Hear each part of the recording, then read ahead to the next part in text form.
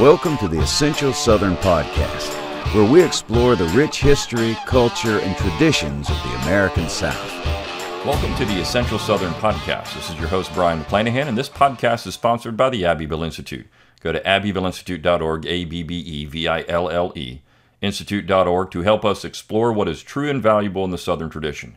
You can donate monthly, annually, or a one-time gift, and we do exist on your generous contributions alone. So again, if you like this podcast, please go and donate at the Institute, and also please share it around on social media and leave a review wherever you can. Leave a 5-star review, leave a text review if you're watching on YouTube, comment for the algorithm. That helps get more eyes and ears on the show. Well, one of the things that is so essential about a culture or a tradition is its music and its poetry. Now, we don't often think about that, but those two things really can drive the way people think about a people, a region, a section, a history, and the South is no different. In fact, the South has an advantage in these things. The South has perhaps the richest musical tradition in the entire world. And of course, their literature and poetry in many ways is unsurpassed by any other section in the United States. But we don't often get that rich cultural tradition as we take our college literature courses, our high school literature courses in the United States. We're all familiar with Southern music, but we often associate it with something else. Or we'll say, well, that's just country music, or that's Southern rock.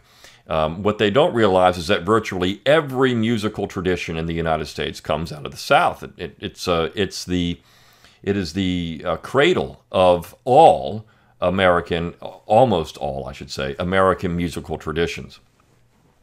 Now, for years, people have known this about cultures and traditions, and I'm going to take the opportunity to give a little comparative history on the South, and then we're going to get into the individual we're going to talk about for the most part of this episode, and that would be Henry Timrod of South Carolina.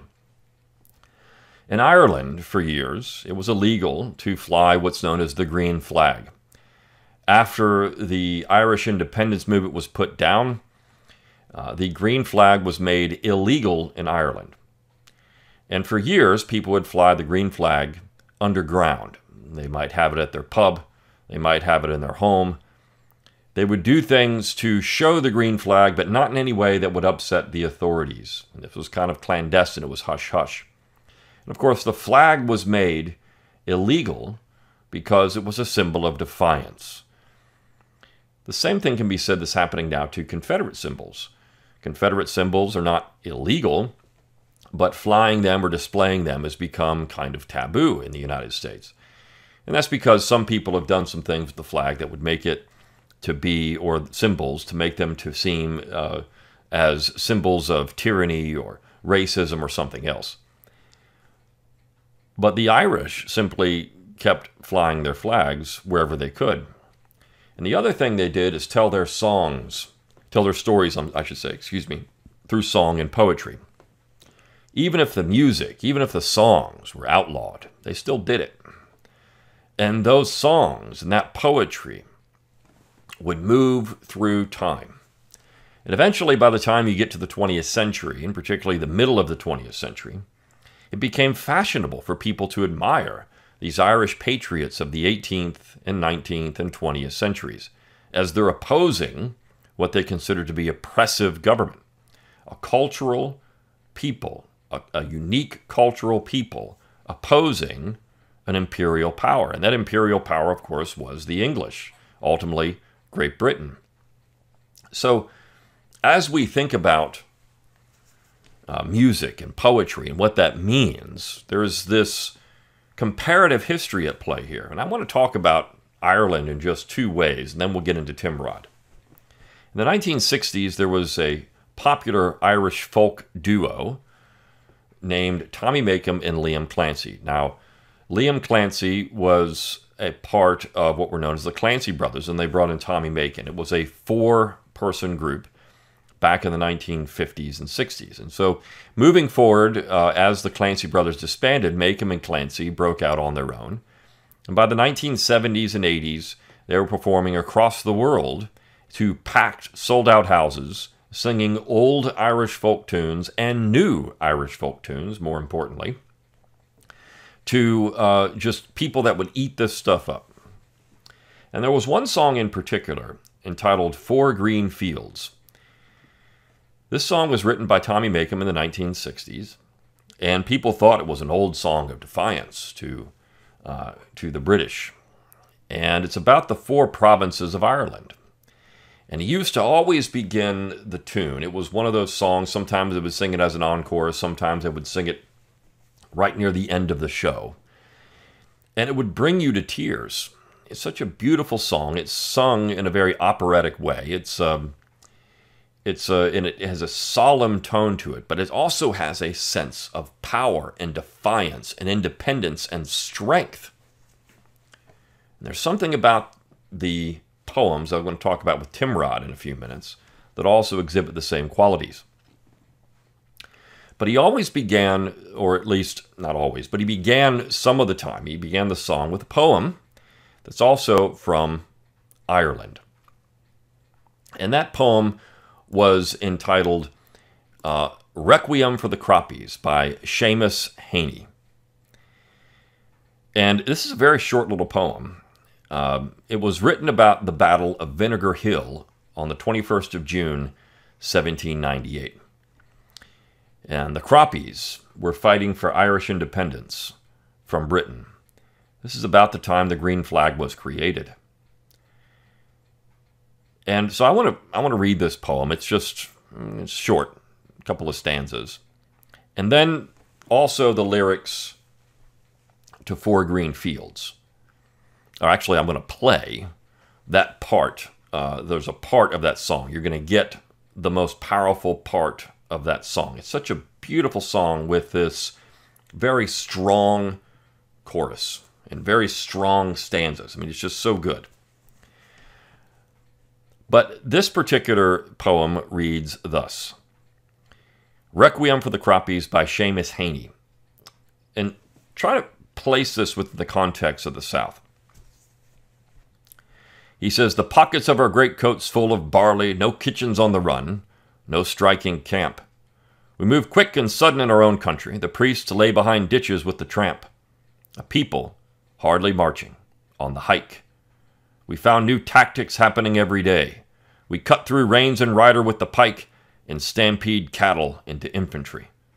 Then retreat through hedges where cavalry must be thrown. Until, on Vinegar Hill, the final conclave. Terraced thousands died, shaking skies at cannon. The hillside blushed, soaked in our broken wave. They buried us without shroud or coffin. And in August, the barley grew up out of the grave. Now, there's no finer expression of heroism than that poem. Here you have men taking on cavalry, cannon, insurmountable odds, and they get mowed down. And they didn't bury the dead, they just left them. But the barley grew because it was in their pockets of their coats. It's a beautiful poem, and it shows you the Vinegar Hill, that these people were still there because the barley was on the hill. That was the way to remember them. What did I have? Said the fine old woman. What did I have? This proud old woman did say I had 4 green fields, each one was a jewel, but strangers came and tried to take them from me. I had 5 strong sons. They fought to save my jewels. They fought and died, and that was my grief, said she.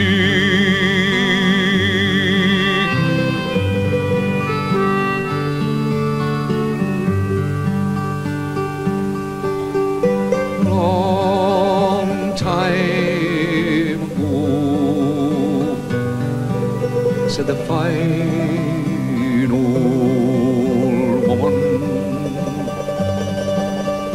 Long time ago, this proud old woman did say there was war and death, plundering and pillage, my children starved by mountain, valley and sea, and their wailing cries, they shook the very heavens. My four green fields ran red with their blood, said she.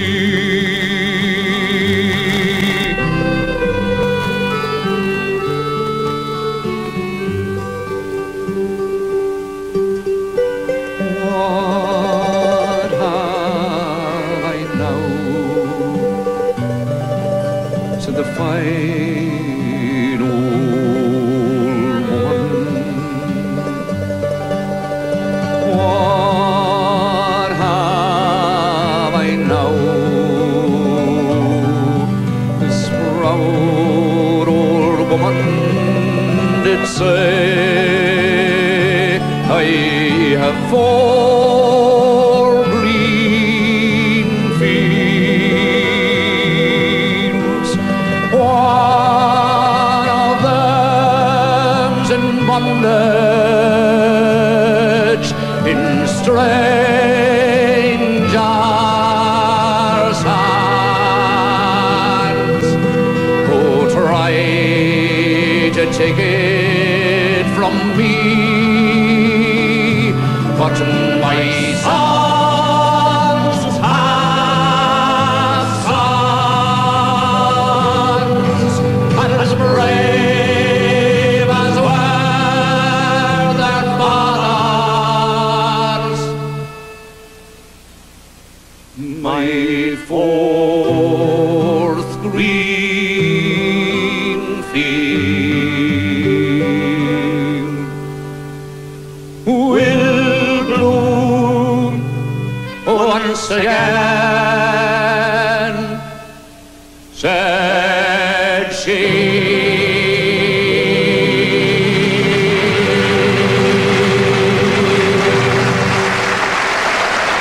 South Carolina has that kind of history. And very much, look at this Battle of Vinegar Hill. Just about 20 years before this, you had Francis Marion and his men. You had Thomas Sumter and his men. You had these men, and they were resisting the British as well in their own country, in the swamps. And you had the very famous Battle of Sullivan's Island, where this is where South Carolina gets their beautiful state flag. They were told, the men who were defending Sullivan's Island, that they couldn't do it. They built a fort of palmetto logs.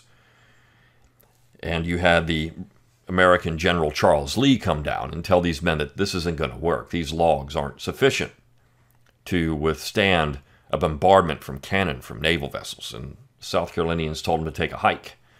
They knew what they were doing, and they did it. And that Battle of Sullivan's Island was one of these grand moments in the history of early America. And that's why they had the palmetto tree on their flag, and the moon, the crescent, Liberty Crescent. And that flag, again, is one of the greatest symbols of defiance to imperialism and tyranny that we have in the United States. Now, I don't see South Carolina changing their flag anytime soon. But as a result of that particular battle, South Carolinians wrote poems. They wrote songs. And one of those was written by Henry Timrod. Now, Henry Timrod was often called the poet laureate of the Confederacy. He was a fairly well-known poet before the war, but it's during the war that Timrod became much more famous. He was writing some beautiful poems about the South, about the Confederate dead. His early poems are very patriotic and triumphant. His later poems, of course, would become solemn and reflective as more and more men died. And I want to talk about two poems in particular. I'll get to that solemn part of Timrod in a minute. But this 7-stanza poem entitled Carolina later became the South Carolina state song, Carolina, Carolina. Now, that song has not been done away with, but what they've done in South Carolina, which is what they're doing in other southern states, is they've added a song, which now is the real state song of South Carolina. At least people think that, because it doesn't have any stain from these Confederates. So you look at Maryland, My Maryland, and Old Virginia, and some of these tunes that have now been outlawed, essentially, because of modern woke sensibilities. But this song has not been outlawed, but it's been, relegated to kind of, well, that's the old song of South Carolina. But this is a beautiful poem, and the state song sung properly, and I have a clip of that for you from a choir at a church, singing it in a way that will again move you practically to tears. And so after I do after I read the poem, I'm going to play that little clip for you. It's not long. Play the little clip of them singing this song, and then we're going to talk about Requiem for the Dead, which was written right after the war, and it was intended for a poem to dedicate a memorial to Confederate dead in a cemetery. And if you want to know why they were putting up all of these memorials and statues, all you have to do is listen to Requiem for the Dead, and you'll get it. So let's start with Carolina. And by the way, Henry Timrod was admired around the world. In fact, even into the 20th century, Bob Dylan, who the famous folk artist, actually wrote an album based on the poems of Henry Timrod. So not everyone has been bowled over with woke stupidity and said, well, you can't like this guy because he was, a Confederate poet and he wrote all these things. Some of them are racist, and he did. I mean, there's no question about that. But no one captured the spirit of the South, in particular South Carolina, better than Henry Timrod. I mean, there are others that did it well, but Timrod was just so good at it. And of course, he died as a young man, didn't live a full life. Many ways sick from the war, sick from the emotional struggle, and of course the physical toll that it took. But here we go. Carolina by Henry Timrod. The despot treads thy sacred sands. Thy pines give shelter to his bands. Thy sons stand with idle hands. Carolina. He breathes at ease the airs of balm. He scorns the lances of thy palm. Oh, who shall break thy craven calm, Carolina? Thy ancient fame is growing dim. A spot is on thy garment's rim. Give to the winds thy battle hymn, Carolina. Now again, he's writing this in the early days of the war, and he's saying, look, we've got the despot, the North, coming in. What are we going to do about it? Look at your heroic past, Carolina. What are we going to do about it? This is beautiful. This is the same kind of thing that Seamus Haney was writing about. It's the same kind of thing that writing about in Four Green Fields that I played for you. The beautiful part, I didn't recite the lyrics, but the beautiful part that I played for you. It's the same kind of thing. My sons have sons. They're brave as were their fathers. My fourth green field will bloom once again, said she. And this is what he's saying. What are we doing? Call on thy children of the hill. Wake swamp and river, coast and rill. Rouse all thy strength and all thy skill, Carolina. Cite wealth and science, trade and art. Touch with thy fire the cautious mart, and pour thee through the people's heart, Carolina, till even the coward spurns his fears, and all thy fields and fens and meres shall bristle like thy palm with spears, Carolina. Hold up the glories of thy dead, the old, the period of time when they fought the British, the glories of thy dead. Say how thy elder children bled, and point to Utah's battle bed, Carolina. Tell how the patriot's soul was tried, and what his dauntless breast defied, how Rutledge ruled and Lawrence died, Carolina. Cry till thy summons heard at last shall fall like Marion's bugle blast, re-echoed from the haunted past, Carolina. This is why this poem is not taught, because it's a call to action based on history. Listen to your ancestors, Carolina. Listen to the men who came before you. Don't sit here idle. Resist the tyrant. I hear a murmur as of waves that grope their way through sunless caves, like bodies struggling in their graves, Carolina. And now it deepens. Slow and grand it swells as rolling to the land, an ocean broke upon thy sand, Carolina. Shout! Let it reach the startled Huns, and war with all thy festal guns. It is the answer of thy sons, Carolina. They will not wait to hear thee call. From Sachem's Head and Sumter's Wall resounds the voice of Hutton Hall, Carolina. No, thou hast not a stain, they say, nor none save what the battle day shall wash and seize of blood away, Carolina. Thy skirts indeed the foe may part, thy robe be pierced with sword and dart. They shall not touch thy noble heart, Carolina. So even if you take us, even if you plunder us, and he's using some pretty graphic descriptions there, you're not going to touch our heart. You're not going to touch this noble heart, this patriotic heart. It's in the sons of Carolina, in the people of Carolina. Ere thou shalt own the tyrant's thrall, 10 times 10,000 men must fall.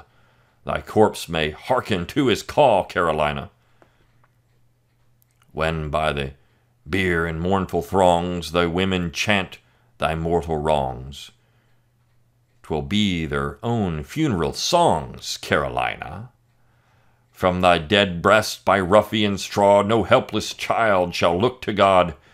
All shall be safe beyond thy sod, Carolina. Girt with such wills to do and bear, assured in right and mailed in prayer, thou wilt not bow thee to despair, Carolina.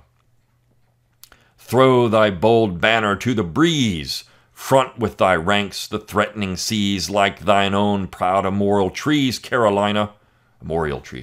Carolina. Fling down thy gauntlet to the Huns, and roar the challenge from thy guns, then leave the future to thy sons, Carolina. It's a great poem of defiance. Come out and fight the Huns. He's calling the Northerners Huns, the invaders. Take them out. Do what your ancestors have done, and then leave your victory to your sons, because they will also defend you.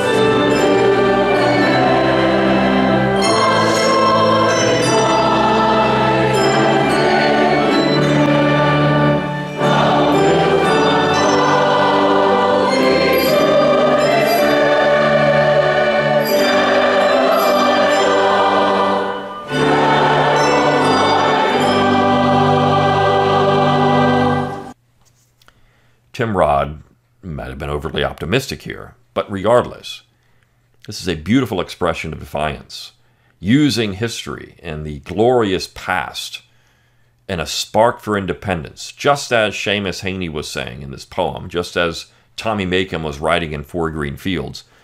It's amazing how those independence movements, how that spark of independence from a people is okay, but other sparks of independence from a people are not. But they're the same.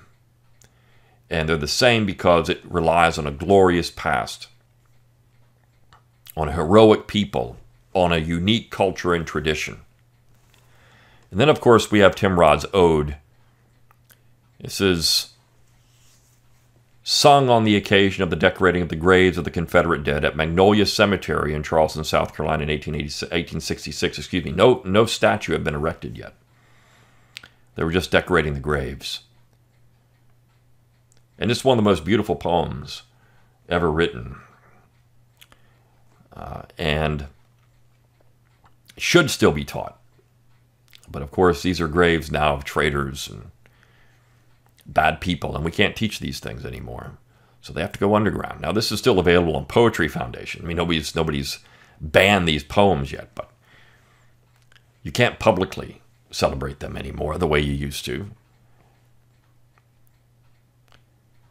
But this poem, again, is beautiful. Sleep sweetly in your humble graves. Sleep, martyrs of a fallen cause.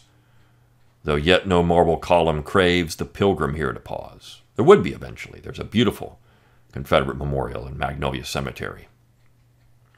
And seeds of laurels in the earth, the garlands of your fame are sown. And somewhere, waiting for its birth, the shaft is in the stone. Meanwhile, your sisters for the years which hold in trust your storied tombs, bring all they now can give you, tears, and these memorial blooms. Small tributes, but your shades will smile as proudly on these wreaths today as when some cannon-molded pile shall overlook this bay. Stoop, angels, hither from the skies. There is no holier spot of ground than where defeated valor lies, by morning beauty crowned. Short and beautiful. This is what a tradition and a culture needs. Poetry, music. They can ban everything, but they can't ban the songs. As long as we can sing the songs and have the literature and tell the stories, the tradition can live on. This heroic tradition of the South from the 18th to the 19th century into the 20th century. Southerners have always done their duty in supporting American military efforts, and there have been many, many Southern heroes. But these poems speak to that, both Ode and Carolina. And I find it wonderful when you can hear something as beautiful as that choral presentation on Carolina, Carolina.